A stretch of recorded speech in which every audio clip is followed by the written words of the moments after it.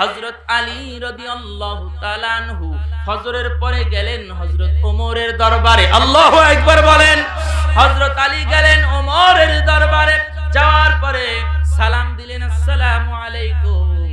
সালাম বিনিময় হওয়ার পরে এবার ভালো মন্দ কুশল বিনিময় করার পরে হযরত আলী ডাক দিয়ে বললেন, ওমর তোমার কাছে আমি একটা কথা বলবার চাই।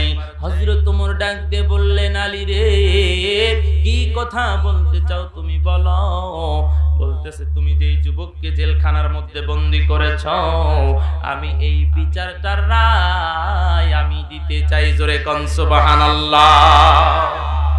হযরত আলী রাদিয়াল্লাহু তাআলা আনহু কোরআনের একটা আয়াতকে সামনে নিলেন বাজান। এই কোরআনের আয়াতকে সামনে নিয়া আগামী কাল এই যুবককে আর আল্লাহর বান্দিকে বিচারের মঞ্চে হাজির করাবেন, কাঠগড়ার মধ্যে দাঁড় করাবেন। দাঁড় করায়া এবার আল্লাহর বান্দা হযরত আলী রাদিয়াল্লাহু তাআলা আনহু এই বিচারটার কার্য ফয়সালা করবেন। বন্ধু গভীর মনোযোগ দিবেন যুবক রে। এবার যখন মজলিসটা বসে গেল, মজলিস বসার পর এবার হযরত ওমর বলতেছে, আলী রে আজকের এই বিচারের তো আর কোনো কিছু করার নাই, এই বিচারের শুধু ফয়সালাটা দেওয়া বাকি। কি দেওয়া বাকি ভাই? শুধু ফয়সালা, রায় ঘোষণা করা বাকি। শুধু রায় ঘোষণা করা বাকি। এ বন্ধুরে শুধু রায় ঘোষণা করা বাকি। তো হযরত ওমর বলতেছে, আলী এই বিচারের তুমি আর নতুন করে আর কি ফয়সালা করবে?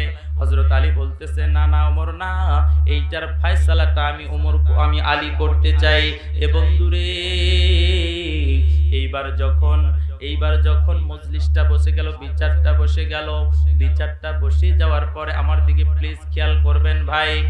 এবার বিচার যখন বসে গেছে, হযরত আলী রাদিয়াল্লাহু তাআলা আনহু কোরআনুল কারীমের একটি আয়াত সামনে নিলেন।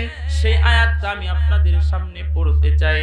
আল্লাহ তাআলা কোরআনে বলেন, ইয়া আইয়ুহাল্লাযীনা আমানুত্তাকুল্লাহা হাক্কা তুকাতিহি ওয়া লা তামুতুন্না ইল্লা ওয়া আনতুম মুসলিমুন। জোরে কোন আল্লাহু আকবার।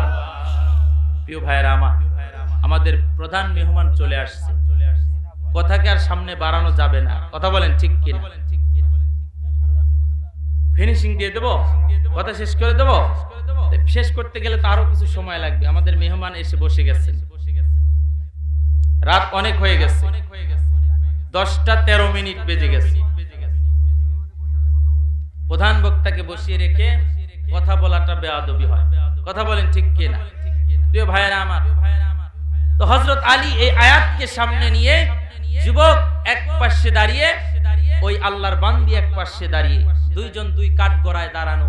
হযরত আলী এই আয়াতকে সামনে নিলেন, ইয়া আইয়ুহাল্লাযীনা আমানু, হে ঈমানদারেরা, ইত্তাকুল্লাহ, তোমরা ভয় করো। কাকে ভয় করতে হবে? কাকে? জোরে বলেন কাকে ভয় করতে হবে? আল্লাহকে। দুইজনকেই যেরকম দুনিয়ার যে কাঠগড়াগুলি আছে, এখানে উঠার পরে ওখানে শপথ করায় কিনা, যাহা বলিব সত্য বলিব, সত্য বলি মিথ্যা বলিব না, এটাই করালেন হযরত আলী রাদিয়াল্লাহু তাআলা আনহু।